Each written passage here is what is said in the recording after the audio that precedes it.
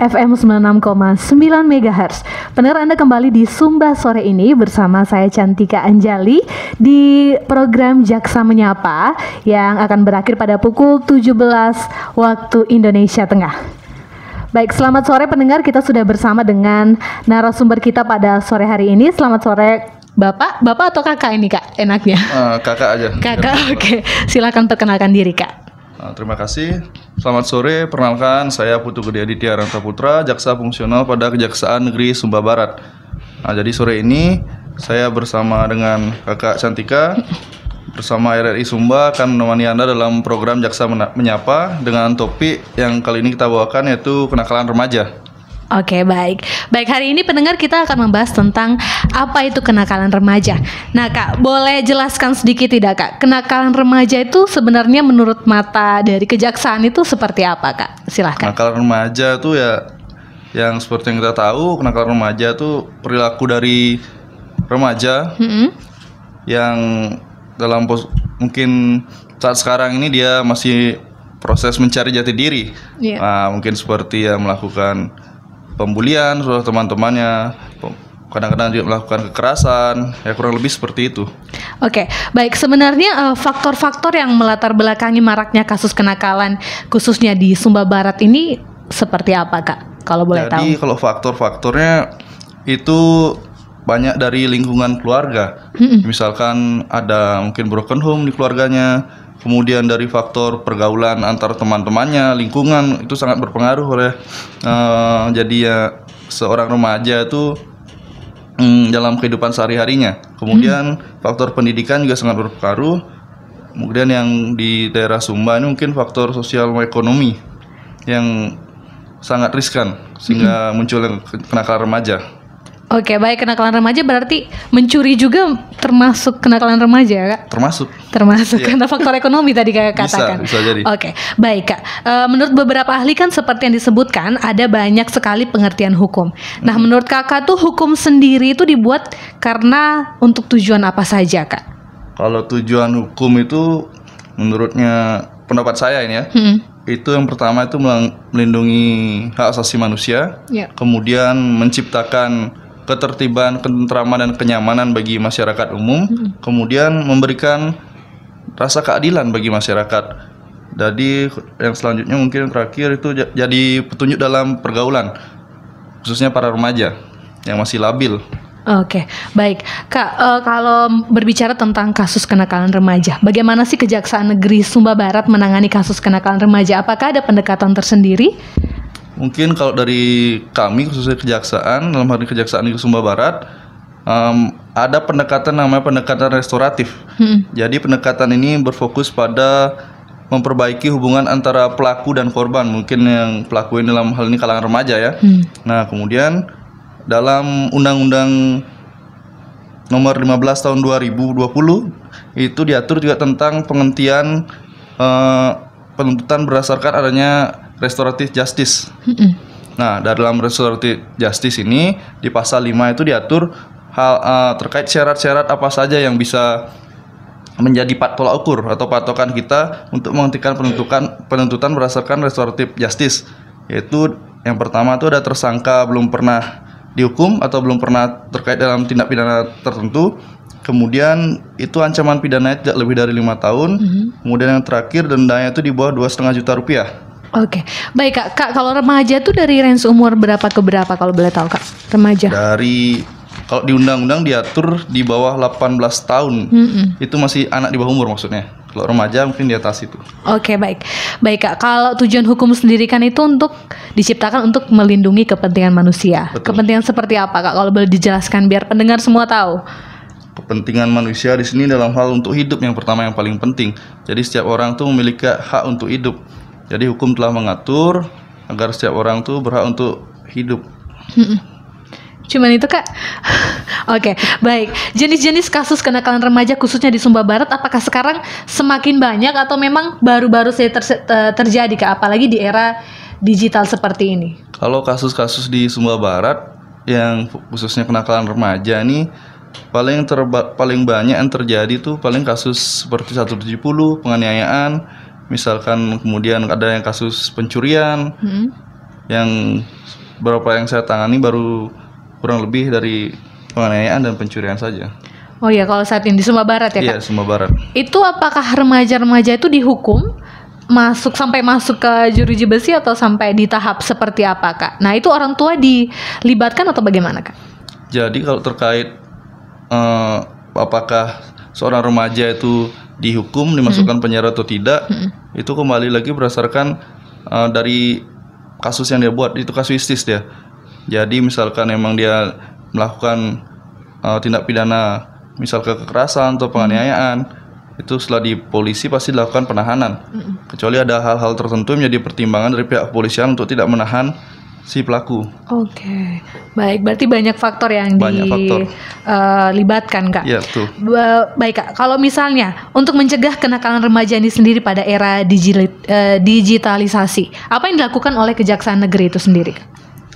Mungkin terkait untuk mencegah kenakalan remaja dalam era digital pada saat ini, kami aktif dalam melakukan, khususnya di bidang intelijen Kejaksaan Negeri Sumba Barat, kami melakukan sosialisasi melalui ada namanya program Jaksa Masuk Sekolah. Kemudian di sana kami membawakan materi pengenalan hukum kepada khususnya anak-anak yang masih remaja. Di sana kami membawakan materi-materi tertentu, kemudian juga melalui program seperti yang sekarang kita siaran ini, Jaksa Menyapa. Oke, ada Jaksa Masuk Sekolah dan Jaksa Menyapa. Betul, ya. Berarti menarik sekali ini. Kak, boleh cerita sedikit, Kak, kendala apa saja yang dihadapi oleh Kejaksaan Negeri Sumba Barat dalam menangani kasus kenakalan remaja di Sumba Barat khususnya? Kalau sejauh ini yang saya tangani, mungkin belum ada kendala yang cukup signifikan terkait penanganan kasus remaja ini. Berarti masih bisa ditangani sampai saat ini. Oke, kita lanjut, Kak. Ada Undang-Undang Narkotika yang diatur dalam pasal 112 ayat 1 untuk mengenai sanksi hukum apa yang dapat dikenakan terhadap pelanggar dan jenis-jenis narkotika yang masuk dalam narkotika golongan 1. Bisa dijelaskan, Kak, di sini? Dalam hal ini mungkin yang dimaksud dengan narkotika golongan 1 itu diatur dalam Undang-Undang Narkotika. Jadi narkotika digolongkan menjadi 3 golongan. Yang melihat peraturan dari pasal 6 ayat 1 Undang-Undang Narkotika. Jadi golongan pertama itu adalah narkotika yang hanya digunakan untuk tujuan pengembangan ilmu pengetahuan. Nah, kemudian narkotika golongan 2 itu narkotika yang berhasiat untuk digunakan sebagai pilihan terakhir untuk terapi misalkan. Kemudian ada golongan ketiga, ada narkotika yang berhasiat untuk pengobatan dan banyak digunakan dalam terapi dengan tujuan pengembangan ilmu pengetahuan. Nah, contoh jenis narkotika ini diatur dalam lampiran Permenkes nomor 30 tahun 2023. Kemudian yang dibagi menjadi narkotika golongan 1 itu ada opium mentah, kemudian opium masak, tanaman koka, daun koka, kokain mentah, heroina, metafetamina, dan tanaman ganja. Nah, itu termasuk golongan 1 itu.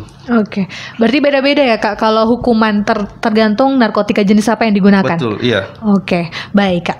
Kak, kalau misalnya kenakalan remaja itu kan termasuk dalam konteks pornografi. Nah, bisa dijelaskan tidak apa yang termasuk dalam konteks pornografi dan dikenakan undang-undang berapa saja itu, Kak? Kalau pornografi itu konteksnya misalkan dalam hal menyebarluaskan konten-konten porno, kemudian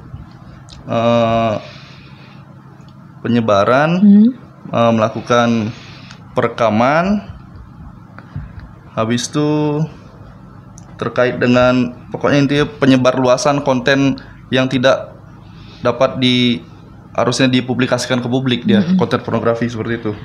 Oke, karena sekarang banyak sekali anak-anak SMA yang sering saya dengar biasa membagikan hal-hal yang tidak patut dibagikan. Betul seperti sekali. Itu ditangani langsung oleh Kejaksaan Negeri juga, Kak?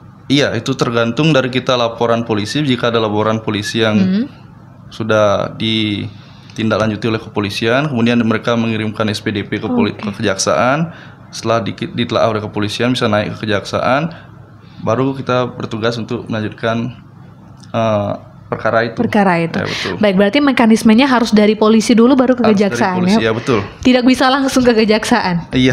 Oke, baik, Kak. Kak, salah satu terjadinya pelanggaran hukum adalah karena kurangnya pengetahuan akan hukum pastinya. Oleh karena itu, apa yang bisa dilakukan dan diberikan kejaksaan sebagai salah satu APH, Kak?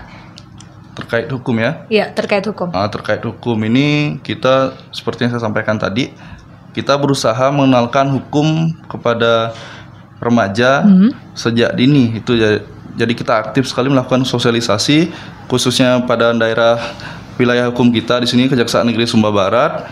Kita melakukan sosialisasi dengan adanya program Jaksa Menyapa, kemudian melalui media sosial terkait misalkan melalui media radio saat ini kita ada yang program Jaksa Menyapa. Yang tadi di sekolah kita masuk ke Jaksa Masuk Sekolah. Oke, baik. Baik, Kak. Kalau misalnya sikap kejaksaan apabila nih ada siswa-siswa yang melaporkan gurunya mereka ke pihak berwajib karena mungkin ada sedikit cubitan atau pukulan kecil terhadap siswa untuk efek jerah. Apa yang dilakukan oleh kejaksaan? Nah, kalau terkait misalkan ini ada guru nih yang cubit anak muridnya. Nah, ini kan kasuistis nih. Terkait kasusnya seperti apa, itu pasti ditelaah oleh pihak kepolisian dahulu. Apakah bisa dinaikkan, apakah ini sangat urgent misalkan sampai mengakibatkan misalkan cubitannya mengakibatkan seorang anak itu sampai luka. Nah, itu udah masuk tindakan kekerasan di sana kan. Tapi juga cuma jika cubitan tersebut bertujuan untuk mendidik seorang anak dan cuma maksudnya tidak dalam hal sampai terjadi luka. Nah, itu mungkin bisa dilakukan dengan pendekatan restoratif itu. Jadi kita di kepolisian juga ada, jadi mereka dimediasi dulu apakah bisa diselesaikan tanpa jalur hukum. Seperti itu. Kalau di Sumba bilang jalan damai ya, jalan damai Kak. Baik Kak Adit. Menurut Kak Adit, kenapa siswa di satu sekolah itu bisa terjerat kasus narkoba, Kak? Terjerat kasus narkoba itu sebenarnya balik lagi kepada diri sendiri. Kemudian karena mereka kan di sana seperti yang saya sampaikan tadi, mereka masih mencari jati diri. Masih dibilang ajang, mereka masih coba-coba. Jadi terkait orang yang menawarkan mungkin atau mereka coba-coba apa itu nama narkoba, apalagi lingkungan pergaulan mereka ada yang tahu tentang narkoba, itu hal yang paling signifikan mungkin yang buat mereka terjerumus. Tapi sampai saat ini di Sumba Barat apa sudah ada kasus narkoba, Kak? Sejauh yang saya tangani belum ada di sini. Belum ada, Karena memang peredaran narkoba kayaknya jarang di sini, Kak. Belum. Semoga jangan sampai ada, Kak. Semoga jangan sampai ada. Baik, Kak. Kalau menurut Kakak nih, misalnya saya menghina Kak Adit dan Kak Adit menghina balik begitu. Yang dihukum siapa, Kak? Saya apa Kak Adit? Ini konteksnya penghinaan nih, kita bercanda atau kita benar-benar menghina. Nah, itu yang kita pertanyakan dahulu.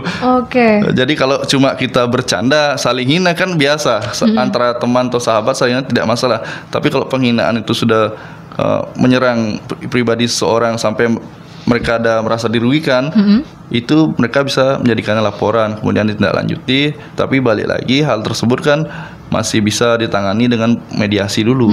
Jadi dengan pendekatan keadilan restoratif dulu yang kita jalankan.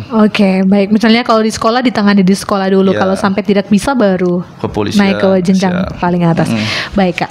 Kakak, bagaimana sih Kejaksaan Negeri Sumba Barat itu memastikan bahwa proses hukum terhadap remaja atau pelaku kenakalan remaja ini tetap mengedepankan kepentingan terbaik bagi anak itu sendiri? Karena memang anak-anak ini kan ada aturannya juga kalau di bawah 18 tahun, Kak. Silakan, Kak.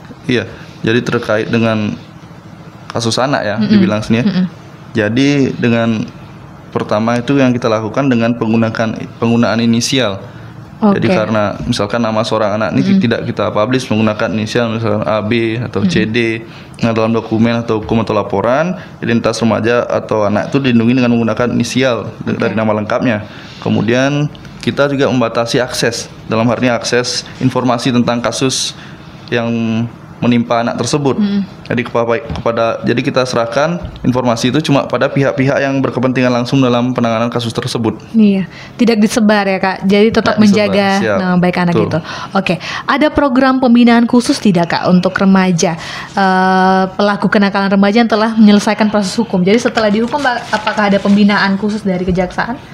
Kalau dari kejaksaan kita bergerak dalam bidang eksekusi, mungkin setelah selesainya dari proses hukum yang berlaku dalam ini sudah putus, kemudian masuk penjara atau sudah bebas yang disampaikan, mungkin itu ada mungkin kalau misalkan dalam kasus narkotika itu bisa dikembalikan ke masyarakat. Kemudian ada juga program misalkan rehabilitasi kalau yang narkoba, seperti itu mungkin. Berarti kalau yang lain belum ada ya Kak sampai saat ini? Hanya baru ada khusus narkoba? Iya, biasanya di lapas sudah juga dibina juga mereka, tapi itu kewenangan dari pihak lapas seperti itu. Oke, baik. Apa sih harapan dari Kejaksaan Negeri Sumba Barat ini kepada masyarakat dalam upaya penanggulangan kenakalan remaja? Karena tidak mungkin ini hanya ditangani oleh Kejaksaan Negeri saja kayak gitu Kak. Harapannya apa Kak untuk masyarakat? Untuk masyarakat nih, kita tuh berharap masyarakat juga ikut berperan aktif dalam memberikan kesadaran hukum kepada anak-anak, maksudnya mungkin kalangan remaja dalam hari ini kan. Kemudian untuk mengikuti dan pengawasi, mungkin melakukan pendampingan juga kepada anaknya, tidak dilepas begitu saja setelah di sekolah pulang dilepas, tapi ikut mendampingi, mungkin seperti itu. Oke, baik. Sampai saat ini yang Kakak Adi tangani kenakalan remaja paling sulit, jangan di Sumba Barat ya, selama menjadi jaksa, boleh cerita sedikit Kak? Mungkin terkait yang paling sulit dalam hal ini biasanya perkara 170, misalnya penganiayaan yang bersama-sama, jadi pelakunya lebih dari satu orang. Pembulian seperti itu Kak? Penganiayaan yang saya maksud dalam hal ini mungkin dia berantem, saling pukul, dia mungkin kalau di sini kan bawa parang mereka biasa tuh, kadang mereka tebas-tebasan, kadang yang kalau banyak tersangkanya tuh ada tersangka yang mengaku, ada yang tidak, cuma kita bisa tangani dalam persidangan tuh. Oke, baik. Kak Adit, bagaimana sih Kejaksaan Negeri ini, Kejaksaan Negeri Kabupaten Sumba Barat khususnya menyosialisasikan kepada masyarakat tentang peran dan fungsinya dalam menangani kasus kenakalan remaja? Selain tadi ada jaksa masuk sekolah, jaksa menyapa, apakah sebatas itu saja atau masih ada lagi yang lain? Kita juga aktif di media sosial, misalnya di Instagram. Jadi kita juga memposting hal-hal yang berkaitan dengan apa saja yang boleh dilakukan dan tidak boleh dilakukan oleh remaja. Jadi kita juga menggunakan media sosial tuh supaya sangat efektif, karena di kalangan era digital ini kan anak-anak ini atau remaja ini kan sangat aktif bermain media sosial. Jadi kita berharap dengan adanya posting-postingan dari Instagram Kejaksaan Negeri Sumba Barat ini dapat bermanfaat dan dilihat oleh anak-anak remaja. Oke. Tapi untuk mengukur keberhasilan, apakah itu berhasil? Apakah itu lewat apa Kak biasanya? Kalau mengukur keberhasilan efektif atau tidaknya apa yang telah kita lakukan tuh balik lagi ke masyarakatnya sendiri. Jadi kalau misalkan contoh kasus, misalkan satu orang inisial AB dia melakukan tindakan penganiayaan, sudah sosialisasikan, sudah diberikan hukuman yang setimpal, tapi dia dalam kurun waktu setelah dia bebas dari penjara dia masih melakukan hal yang sama, berarti itu kurang efektif terkait jerat hukum yang kita berikan seperti itu. Tapi kalau seperti itu apakah lebih berat Kak ketika dia melakukan kesalahan yang kedua kali? Lebih berat jelas, itu jadi hal-hal yang memberatkan karena seorang yang sudah pernah dihukum sebelumnya melakukan kejahatan lain, itu akan menjadi pertimbangan untuk penuntut umum, jadi hal yang memberatkan nanti di tuntutan. Oke, baik Kak. Kalau Kejaksaan Negeri Sumba Barat sendiri apakah memiliki data dan statistik terkait kasus kenakalan remaja di wilayahnya kita Kabupaten Sumba Barat? Bisakah data tersebut dibagikan ke publik Kak, atau seperti tadi itu dirahasiakan? Terkait data ya? Iya, data. Kalau data nih kita mungkin seperti yang tadi disampaikan, ini kan sangat sensitif ya. Iya. Jadi mungkin tidak bisa sembarang orang, seperti yang disampaikan tadi, kita hanya orang-orang yang terkait langsung pada kasus tersebut yang kita berikan datanya, seperti itu. Berarti itu bisa dikatakan tidak transparan dan akuntabel atau berbeda Kak? Kalau transparan dan akuntabel, kita selain perkara-perkara yang misalkan melibatkan anak, kita bisa dilihat itu perkaranya, jenjang perkaranya melalui website. Jadi website itu kita dari sudah masuk ke tahap pra penuntutan, kemudian sudah dilimpahkan ke pengadilan berkasnya, itu dapat diakses oleh masyarakat semua dan dapat dilihat secara transparan dalam hal itu. Oke, berarti semua bisa mengetahui ya? Iya. Kasus apa yang sedang ditangani oleh kejaksaan? Iya, betul.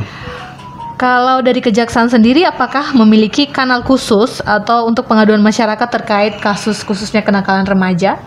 Untuk saat ini dalam hal kanal ya, kanal kita masih dalam proses pengembangan. Jadi masih dalam proses pengembangan supaya kanal tersebut bisa tepat sasaran. Karena kalau misalkan seperti bisa buat hotline misalkan seperti itu, kadang-kadang masuk berita-berita yang tidak tepat itu, bukan digunakan sebagaimana mestinya hotline yang kita buat. Jadi kita masih proses pengembangan sampai saat ini. Berarti masih dalam proses ya Kak? Iya. Kalau kenakalan remaja di Sumba Barat itu kebanyakan pencurian tadi yang seperti Kakak bilang. Itu pencuri maksudnya di dalam lingkungan sekolah atau pencuri mungkin hewan? Karena banyak sekali anak-anak di Sumba kan digunakan sebagai itu mungkin disuruh. Mungkin kalau yang saya sudah tangani terkait remaja yang melakukan pencurian nih yang baru saya tangani ya. Iya. Ini kasus pencurian ternak nih, misalkan kuda, mungkin kerbau. Nah, dalam hal itu mungkin ya cuma itu aja, kuda, kerbau, pencurian ternak lah intinya. Tapi pasti mungkin pengakuan mereka bukan dari diri sendiri kan Kak, disuruh oleh yang lebih tua mungkin atau yang itu. Nah, terkait itu pasti kita dalami di persidangan nanti, apakah ada yang menyuruh lakukan atau bagaimana. Tapi berdasarkan keterangannya pasti mereka bilang itu karena untuk memenuhi kebutuhan sehari-hari. Jadi mereka terpaksa mencuri kuda. Mungkin juga untuk kadang di sini kan untuk adat, nama belis itu kuda. Ya. Untuk sekarang ini ada kasus yang ditangani Kak kalau saat ini? Untuk saat ini belum ada lagi yang saya tangani terkait kasus pencurian. Masih ke penganiayaan aja yang banyak di sini mungkin. Semoga tidak ada. Semoga tidak ada lagi. Ini semua gara-gara belis Kak, makanya. Gara-gara belis. Kak Adit jangan sambil ambil orang Sumba. Oke, baik Kak.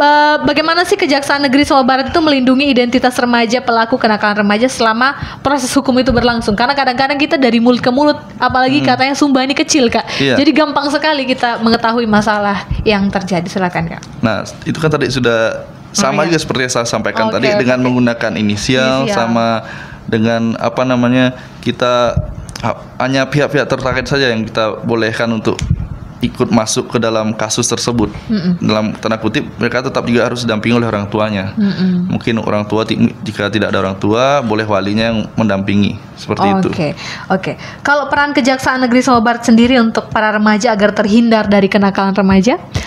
Pasti jaksa sekolah, gak masuk sekolah atau seperti apa? Mungkin seperti sudah yang kita jalani itu, maksudnya kita program yang kita sudah kerjakan khususnya bidang intelijen ya melalui penanganan dini, pencegahan lah intinya, sosialisasi kita ke sekolah-sekolah. Kadang-kadang juga kita melakukan kegiatan penyuluhan hukum ke desa-desa untuk kalangan yang sudah dewasa, penyuluhan ke desa-desa.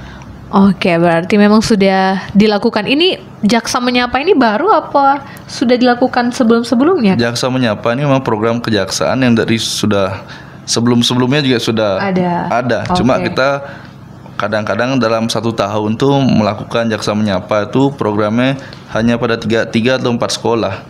Jadi sekolah-sekolah mana yang kita tentukan biasanya dari sekolah-sekolah yang masih agak susah dijangkau lah intinya, dijangkau dalam mungkin dia di luar kota lah intinya.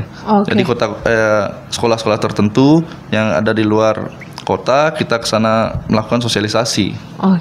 Yang mungkin anak-anaknya masih awam dengan internet dan lain-lain.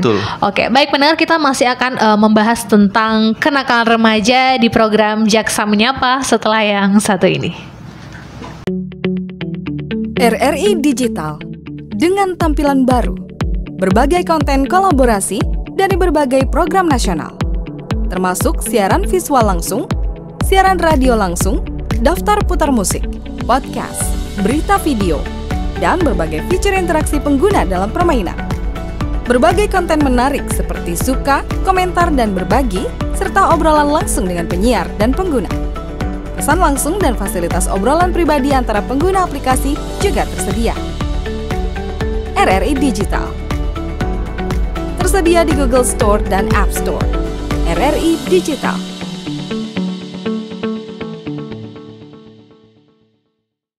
FM 96,9 MHz. Pendengar Anda masih dalam Sumba Sore ini di program Jaksa Menyapa, masih bersama narasumber kita Kakak Aditya.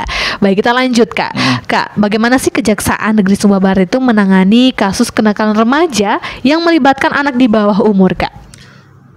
Nah, mungkin dalam hal perkara untuk anak di bawah umur, kita di sini berusaha melibatkan orang tua atau wali. Dalam proses penanganan kasusnya itu, karena mereka memiliki tanggung jawab untuk mendampingi anaknya. Oke. Nah, dapat memberikan informasi juga. Mungkin anak karena masih kecil kan kurang mengerti apa yang kita sampaikan. Jadi untuk mendampingi anaknya, memberikan informasi tentang latar belakang kemudian anak serta faktor-faktor yang terjadi untuk mempengaruhi perilaku anak itu. Terkait itu juga kita misalkan anaknya tersebut dia termasuk dalam saksi korban, dalam ini korban anak itu, kita juga minta dari selain orang tua wali, kita juga minta pendampingan dari Peksos. Untuk mendampingi anak itu saat diperiksa, kemudian diterbitkan laporan sosial. Oke. Peksos itu apa, Kak? Kerja sosial. Pekerja sosial. Oke, baik. Kalau program rehabilitasi khusus untuk pecandu narkoba, apakah ada khusus dari Kejaksaan Negeri Sumba Barat atau bekerja sama dengan yang lain? Itu kita bekerja sama dengan instansi terkait. Karena kita kan kewenangannya cuma melakukan penuntutan, kemudian melakukan eksekusi. Terkait program-program tersebut, kita berkolaborasi dengan instansi-instansi yang terkait. Oke, baik, Kak. Kak Adit, Kejaksaan Negeri Sumba Barat ini bagaimana memastikan bahwa memang remaja itu atau pelaku kenakalan remaja tetap mendapatkan hak pendidikannya selama proses hukum berlangsung? Karena jarang sekali kan, Kak, biasanya mereka diskors atau lain-lain, Kak. Nah, misalkan remaja itu masuk dalam kenakalan remaja dan dia melakukan suatu pelanggaran tindak pidana, ya kita tuh melakukan kerjasama dengan sekolah. Sekolah misalkan kemudian dari pihak lembaga permasyarakatan juga supaya bisa untuk memastikan bahwa remaja tersebut itu yang sedang menjalani proses hukuman intinya kan tetap dapat menghadiri sekolah itu melalui izin khusus. Jadi ada izin khusus, kemudian dan mereka dapat mendapatkan pendidikan yang layak.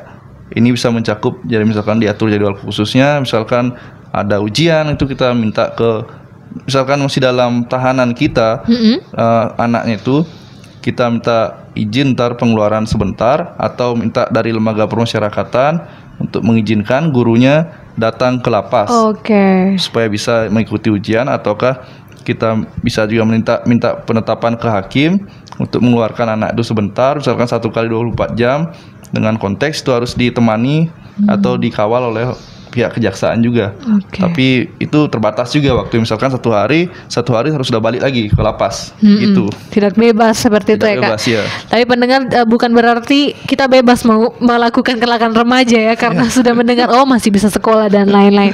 Baik, Kak. Kejaksaan Negeri Sumba Barat ini memiliki kerjasama dengan lembaga apa saja, Kak? Untuk kerjasamanya misalkan dalam pendampingan hukum nih ya. Iya, dalam pendampingan hukum. Kita dapat kerjasama dengan LSM yang memberikan bantuan hukum kepada remaja yang terlibat dalam proses hukum, yang termasuk ini misalkan memberikan informasi tentang apa-apa saja hak mereka, apa-apa kewajiban mereka, kemudian memberikan pendampingan selama proses hukum dan memberikan bantuan hukum jika diperlukan. Oke, baik, menarik sekali tentang kasus kenakalan remaja, apalagi di Sumba Barat ini sering sekali terjadi, Kak. Kalau Kejaksaan Negeri Sumba Barat ini bagaimana sih mengikuti perkembangan terbaru terkait dengan peraturan perundang-undangan tentang kenakalan remaja yang berlaku, Kak? Nah, dalam perkembangan konteks yang era digital ini, kemudian dari hukum yang semakin berkembang, kan hukum tidak mati, dia selalu berkembang. Jadi kita aktif juga memantau media. Jadi dalam liputan berita atau isu-isu terkait dengan kenakalan remaja, kemudian kita pantau juga terkait adanya perubahan undang-undang atau pembaharuan undang-undang yang terkait. Kemudian di sana juga di Kejaksaan juga ada pelatihan dan workshop itu. Jadi setiap ada undang-undang baru ada diajakan pelatihan dan workshop internal untuk jaksa dan staf-staf kejaksaan tentang peraturan-peraturan perundang-undangan yang terbaru. Jadi terkait kenakalan remaja serta implikasinya hukumnya dalam penanganan kasus itu seperti apa. Jadi kita diajari dalam 1 hari atau 1 minggu misalkan kita ada undang-undang baru, kita diundang di kantor atau melalui online atau offline, diadakan workshop seperti itu. Diterangkan apa saja undang-undang, kemudian unsur-unsur seperti apa yang harus kita jadikan patokan dalam hukum itu. Oke, baik, Kak. Terakhir nih, boleh bagi ke para pendengar jenis-jenis kenakalan remaja yang sering terjadi di Sumba Barat itu apa saja? Karena kadang kita salah kiprah, Kak. Ternyata melanggar lalu lintas itu kenakalan remaja ya, Kak. Silakan, Kak. Kalau di Sumba Barat, sejauh yang saya tangani, itu seperti yang saya sampaikan tadi, itu kasus penganiayaan, pencurian, itu misalkan dia banyak juga kita lihat di jalanan tuh kadang-kadang remaja yang bawa motor tapi tidak pakai helm. Oke. Tidak pakai helm dia. Itu termasuk ya Kak? Ya termasuk, cuma bisa dipidana, dan kalau jika sampai dia naik motor kecelakaan lalu lintas, nah itu bisa dipidana jadi ya. Oke. Betul. Berarti itu ya terkait kenakalan remaja di Sumba Barat. Ada lagi Kak? Mungkin terkait pesan dari yang bisa disampaikan, ya kita berharap remaja itu harus paham akan hukum dan tidak mengabaikan hukum begitu saja. Kemudian sebab pengaruh hukum itu sangat penting di kehidupan kita pada saat ini, karena semua perbuatan dan tindakan yang kita lakukan itu berlandaskan dengan hukum yang berlaku yang sudah diatur oleh peraturan perundang-undangan. Selanjutnya, setelah mengetahui adanya aturan hukum tersebut, maka kita wajib mengetahui hak dan kewajiban. Jadi apa yang harus kita lakukan, dan kita harus memahami dan mentaati hukum yang berlaku. Ya, betul. Oke, baik, itu tadi termasuk closing statement ya Kak Adi. Sudah terakhir, padahal belum saya tanyakan Kak. Oke, tapi it's okay. Semoga remaja di Sumba Barat ini kasus kenakalan remajanya semakin berkurang Kak ke depannya. Menurun lah. Semakin menurun, semoga semua dapat bekerja sama dengan Kejaksaan Negeri Sumba Barat. Masyarakat mendukung, pemerintah mendukung biar Sumba Barat menjadi lebih baik lagi. Baik pendengar, kita sudah di akhir Jaksa Menyapa di Sumba sore ini bersama saya Cantika dan Kak Adit. Kami nanti akan kembali lagi ada Jaksa Menyapa di program selanjutnya. Jadi terus dengarkan RRI Sumba, jangan lupa subscribe YouTube RRI Sumba, dan jangan lupa share, komen, dan like. Dan misalnya kalau mau kirim pertanyaan boleh komen di bawah, nanti kami akan menjawab di Jaksa Menyapa selanjutnya. Oke, terima kasih. Terus dengarkan RRI Sumba dari Jalan Malada nomor 1 Waikabubak.